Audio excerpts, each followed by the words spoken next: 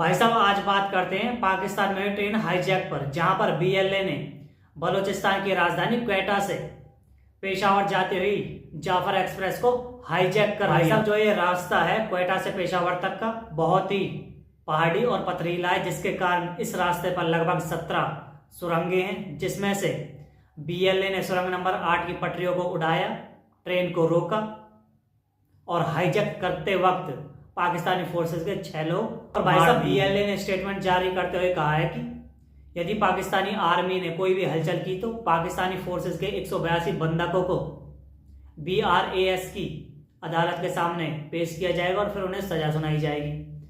और भाई साहब बलूचिस्तान के जितने भी लोग थे इस ट्रेन में उन सबको छोड़ दिया गया, प्लस जितनी महिला और बच्चे थे उन सबको भी छोड़ दिया गया और बताया जा रहा था कि इस ट्रेन में लगभग 450 से 500 यात्री थे। भाई साहब अब बात करते हैं बीआरएस की, जिसमें 4 ग्रुप्स ने मिलकर बलोच नेशनल आर्मी बनाई। जो ये 4 ग्रुप हैं, बी से बलोच, आर से राजी, ए से अजोई, एस से संगार, इन 4 ग्रुप्स ने मिलकर बलोच नेशनल आर्मी बनाई। और भाई साहब जो बीआरएस का जो अम्ब्रेला, इसके अंदर 4 आर्मीज आती हैं। वो आर्मी है BLA Balochistan liberation army, BLF Balochistan liberation front, फिर तीसरी है भाई साहब बलोचिस्तान रिपब्लिक गार्ड और चौथी है सिंधु देश रेवोल्यूशनरी आर्मी।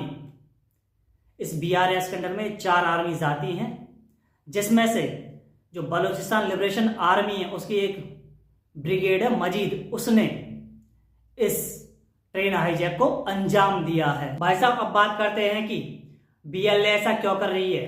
तो भाई साहब बीएलए का कहना है बलोच लोगों पर कभी भी ध्यान नहीं दिया गया, बलोचिस्तान में कभी भी कोई भी विकास कार्य नहीं किया गया, बलोचिस्तान के सारे संसाधन माइंस और मिनरल्स को विदेशों को बेच दिया जाता है और जो भी पैसा मिलता है वो सारा की सारा पाकिस्तान के पंजाब प्रोविंस में लगा दिया जाता है। भाई साहब पाकिस्तान की आर्मी बलूचिस्तान में बहुत सारे ब्रिजेस बना रही है, जिससे बलूचिस्तान के संसाधनों पर और ज्यादा नियंत्रण किया जा सके, बलूचिस्तान की डेमोग्राफी को बदला जा सके। और भाई साहब अभी एक रिपोर्ट आई थी जिसमें बलूचिस्तान के लगभग 250 बच्चों को पाकिस्तानी यूनिवर्सिटी से गायब कर दिया। इस कारण से बीएलए ये सारी चीजें करती रहती है। अब बात करते हैं बलूचिस्तान पर।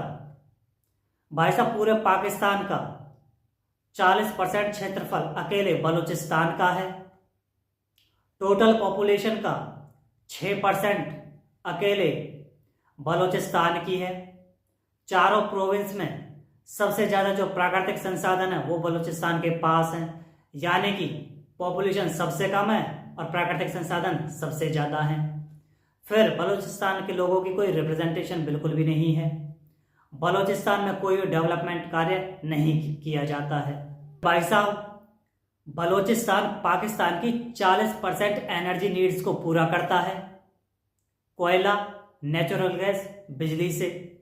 फिर भाई साहब बलूचिस्तान में लार्ज अमाउंट ऑफ डिपॉजिट्स हैं, यूरेनियम, कोल, प्लेटिनियम, गोल्ड, सिल्वर, एल्युमिनियम और कॉपर के डिपॉजिट्स हैं, जिन्हें पाकिस्तानी आर्मी विदेशों को बेचती रहती है और सारा की सारा पैसा पंजाब प्रोविंस में लगा दिया जाता है।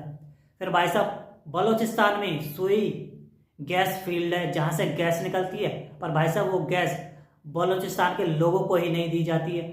आज भी बलूचिस्तान की 70% जनता को गैस कनेक्शन नहीं दिया गया है भाई साहब। तो ये हो रहा है बलूचिस्तान के साथ पाकिस्तान में। अब बात करते हैं बलूचिस्तान के हिस्टोरिकल बैकग्राउंड पर। तो भाई साहब हमारा देश अंग्रेजों के अधीन था। हमारे देश में आज का पाकिस्तान और आज का अफगानिस्तान भी था।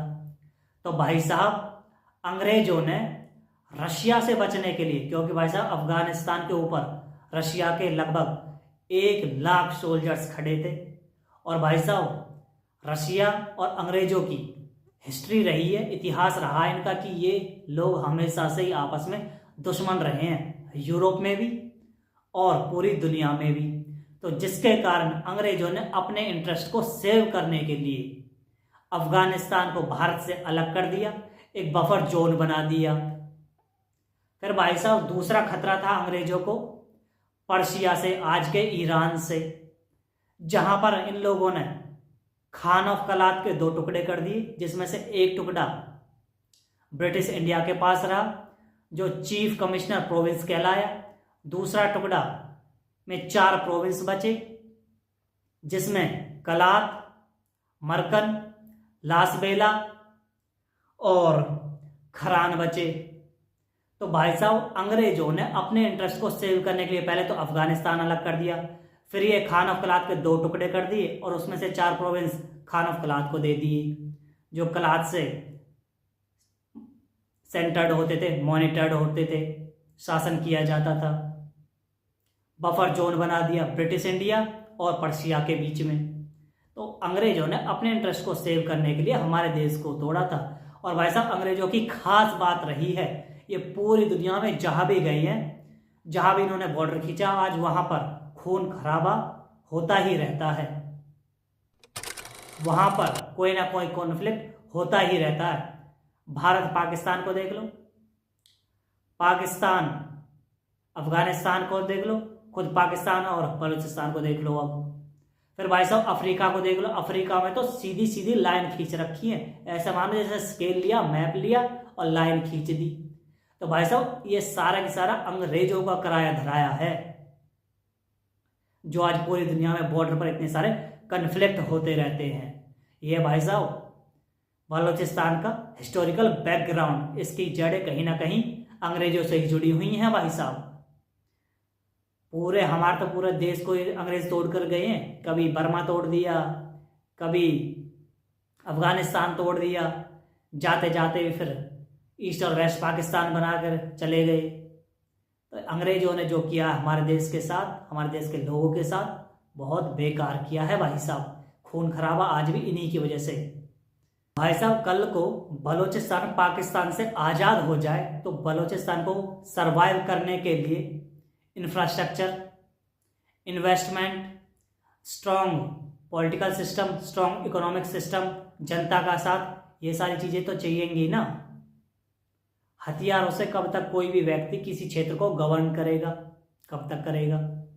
तो भाई साहब इसीलिए कहते हैं भारत के साथ आइए, भारत के साथ मिलिए, संयुक्त तो होइए, और धीरे धीरे जब आप भारत के साथ मिलोगे तो भारत के साथ चलोगे तो आपके यहाँ पर इन्वेस्टमेंट भी आएगी, आपके यहाँ पर इंफ्रास्ट्रक्चर भी बनेगा, विकास कार्य भी होंगे और खुशियाँ भी आएंगी भारत के साथ साथ। नहीं तो भाई साहब आप देख लो, जितने भी देश भारत से अलग हुए हैं उनकी सबकी खस्ता हालत है, जिसमें से पाकिस्तान की तो पूरी दुनिया में ऐसी मेजर ये भिखारी है, कटोरा लेकर कहीं भी पहुंच जाता है, पूरी दुनिया जानती है।